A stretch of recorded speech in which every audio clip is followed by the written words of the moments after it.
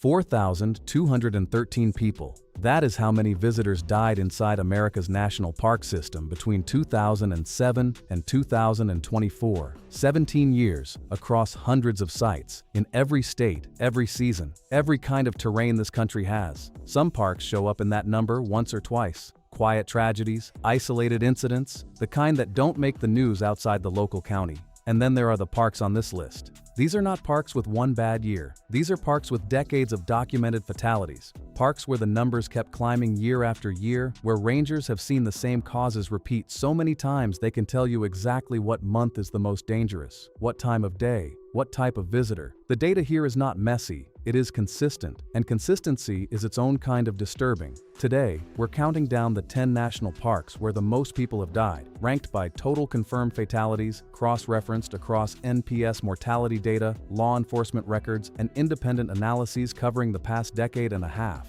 These parks are still open. Millions of people visit them every single year, and that is exactly the point. Hit subscribe. We cover the real side of America's wild places every week. Let's start with a park that most people never think of as dangerous at all.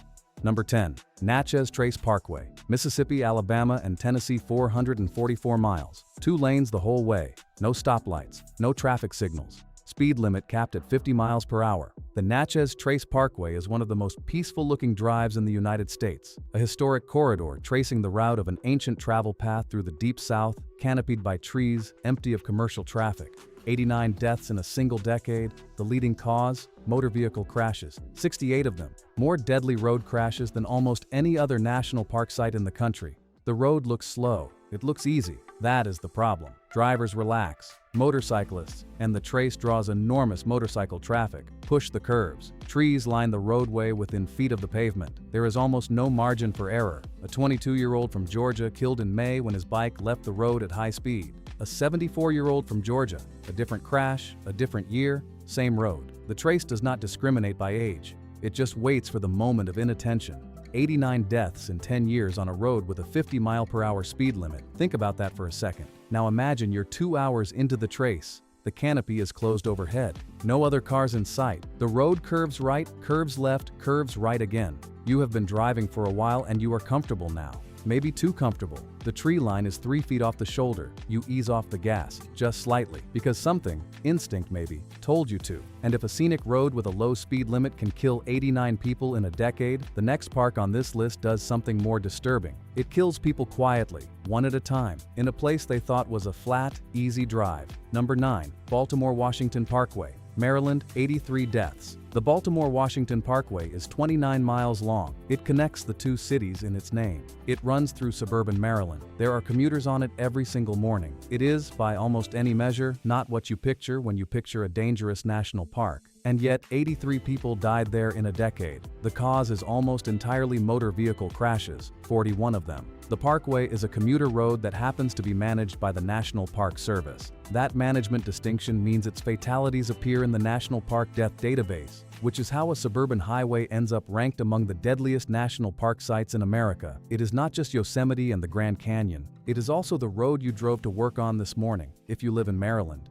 83 people, 29 miles, mostly commuters, gone. And if a commuter road landing in the top 10 feels like a technicality, the next entry has no technicalities. Just 75 miles of canyons, lake water, and a decade of deaths that keep accumulating. Number 8. Glen Canyon National Recreation Area, Arizona and Utah, 75 deaths in a decade. Glen Canyon sits along the Colorado River on the Arizona-Utah border. Lake Powell, the massive reservoir formed behind Glen Canyon Dam, is its centerpiece. 2,000 miles of shoreline, houseboats, water skiing, cliff jumping, the kind of place that gets described on travel websites as a playground. Drowning is the #1 killer, not the cliffs. Distances are routinely misjudged. A swimmer who enters the water 100 yards from their boat and feels a current or a cramp is now in serious trouble. There is no lifeguard. The lake is enormous. And the response time, when something goes wrong in a remote cove miles from the nearest ranger station, is measured in the time it takes a helicopter to get there.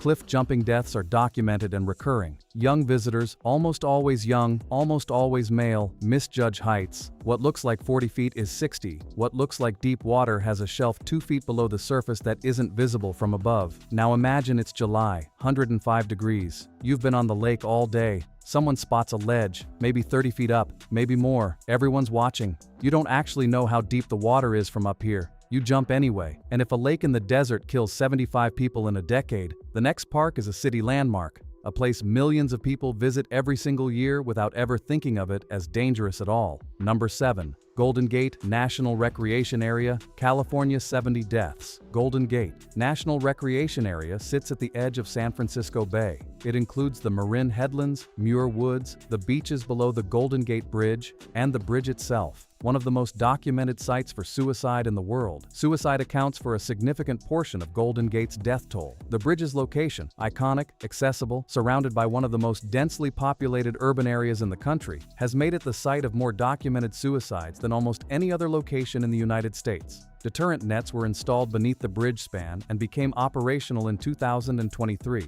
Before the nets. After the nets, the number changes, but it does not go to zero. Drowning at the ocean beaches is the other major cause. The Pacific here is cold, 50 to 55 degrees Fahrenheit year-round. The currents are powerful. The beaches look swimmable. They are not. 70 deaths in a decade, in a park that most people visit for the view of the bridge from below. Now imagine standing at the Marin Headlands overlook. The bridge is in front of you. The city is behind it. Genuinely, completely beautiful. One of the most photographed views in the world. Below the bridge span, just barely visible, are the nets. Both things are true at the same time. And if a park defined by one of the most beautiful structures in the world carries that weight alongside its beauty, the next one earns its total the way most parks on this list do. Slowly, quietly, one bad decision at a time. Number 6. Yellowstone National Park, Wyoming, Montana, and Idaho. 74 deaths between 2007 and 2023. Yellowstone, the first national park, the most geologically spectacular place in the country, 2.2 million acres, half the world's active geysers, 3 million visitors a year, 74 deaths in 17 years. Medical events are the leading cause. Heart attacks, seizures, strokes. That is what happens when you bring millions of visitors of every age and fitness level to a park where the lowest elevation is around 5,000 feet and hiking is the primary activity. Car crashes are second. The roads through Yellowstone are narrow. Wildlife is everywhere. Bison cross whenever they feel like it. And distracted driving is essentially built into the experience. You are supposed to be looking at the scenery. The scenery is everywhere. And then there is the geothermal risk. The water in the Grand Prismatic Spring reaches temperatures between 160 and 190 degrees Fahrenheit. The ground around hydrothermal features is thin, sometimes just a few inches of crust over boiling water. Boardwalks exist for a reason. People leave them anyway. In 2016, a 23-year-old man from Portland stepped off the boardwalk near Norris Geyser Basin. He slipped. He fell into a hot spring. By the time rangers reached the scene, the water had done what water at that temperature does. He was gone, completely. Now imagine standing at the edge of the Grand Prismatic Spring Boardwalk. The water is 370 feet wide, wider than a football field, and somewhere above 160 degrees. It looks like a painting. Vivid blue and orange and green. The sign says, "Stay on the boardwalk." You stay on the boardwalk. And if a supervolcano that boils people alive sounds like the extreme end of this list, it isn't. The next park has been killing visitors for over a century, and its number keeps climbing every single year. Number 5. Blue Ridge Parkway, Virginia and North Carolina. 162 deaths between 2007 and 2024. The Blue Ridge Parkway is 469 miles long.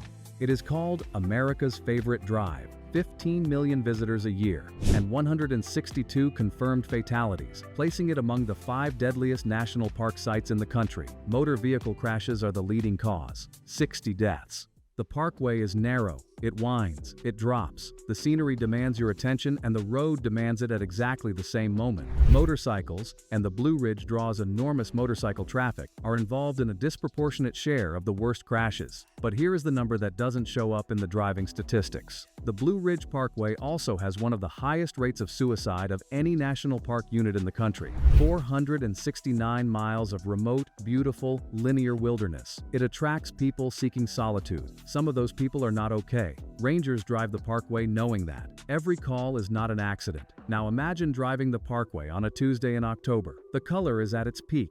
The road is quiet. Barely another car in either direction. Fog in the valley below. The ridge above you catching morning sun. It is genuinely one of the most beautiful roads in the world. And somewhere in those 469 miles, someone is having the worst day of their life. Both things are true at the same time. On this road, they are always both true at the same time. And if a scenic parkway producing 162 deaths feels like the outer edge of what a road can do, the next park is not a road at all. It is 12 million visitors a year, 800 miles of trails, and a death toll that has been accumulating for longer than any living ranger has worked there. Number 4. Great Smoky Mountains National Park, Tennessee and North Carolina.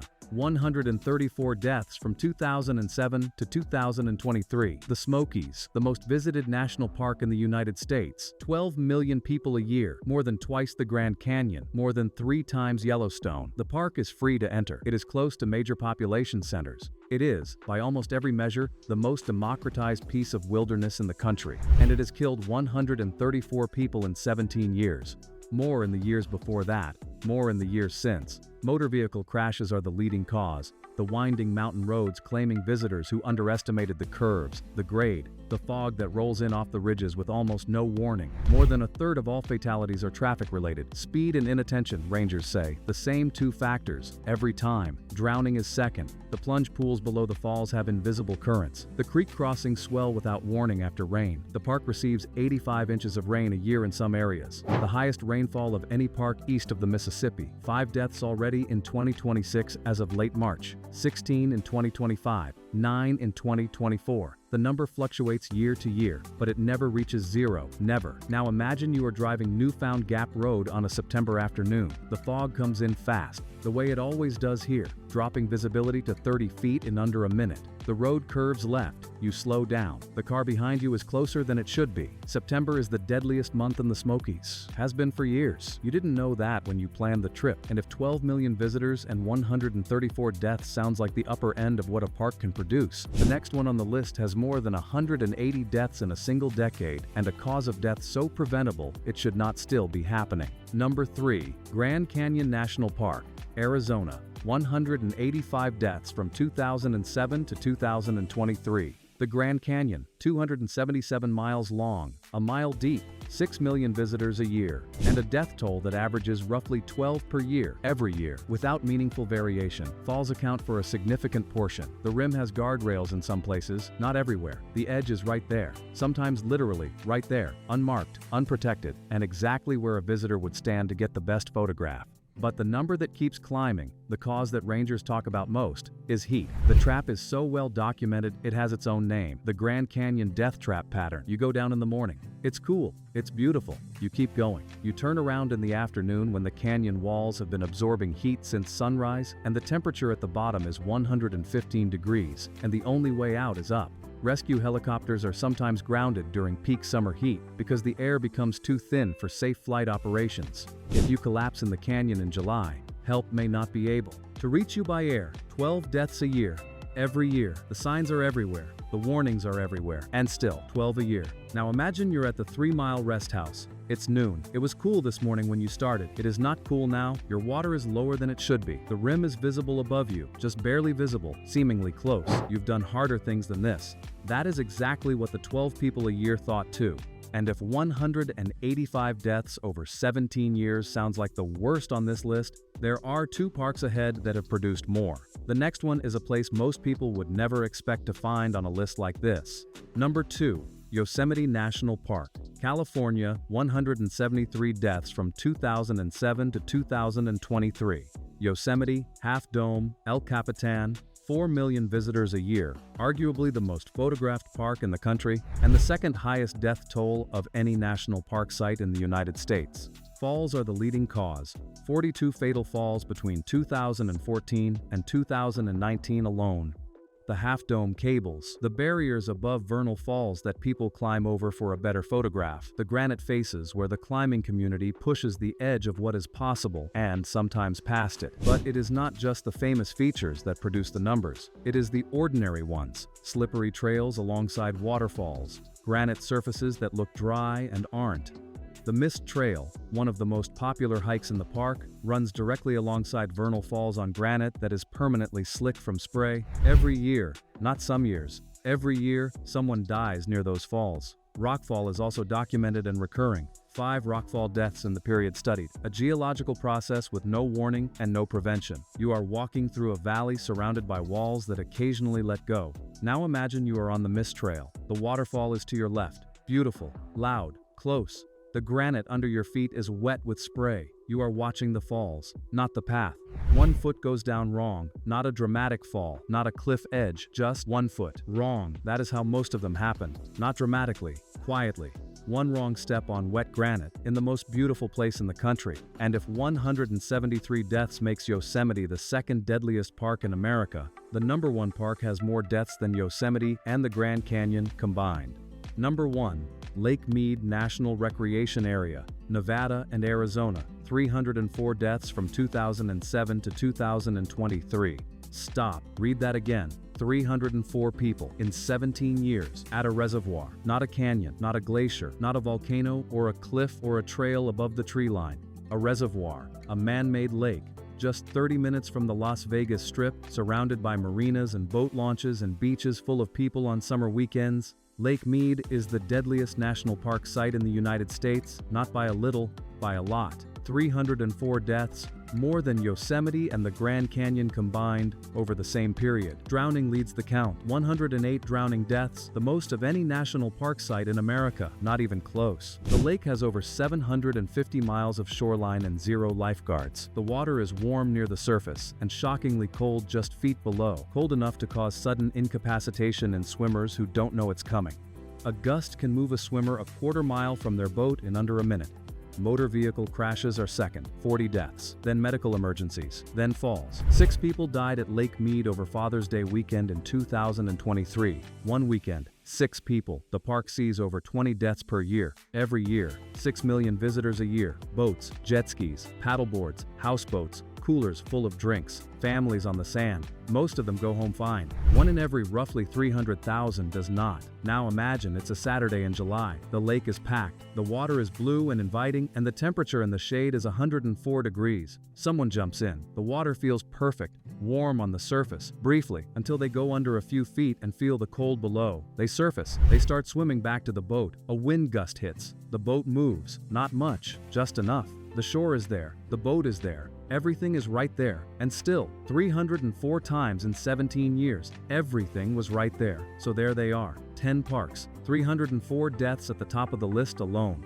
4,213 total deaths across the national park system in 17 years. That is roughly 6 people a week, every week, for 17 consecutive years. Drowning, crashes, falls, medical emergencies. The same causes repeating in the same parks with the same consistency that tells you this is not bad luck. It is pattern. These parks are not broken. They are not poorly run. Most of them are among the most visited, most loved, most protected wild places in the country. But the numbers are the numbers, and the numbers do not move. 6 million people visit Lake Mead every year. More than 300 of them have not come home since 2007. The ratio is small. The 300 are not small. They are 300 individual people. 300 families, 300 days that started like any other Saturday in July. Go to the parks, all of them. They are worth it. Just know what you're walking into.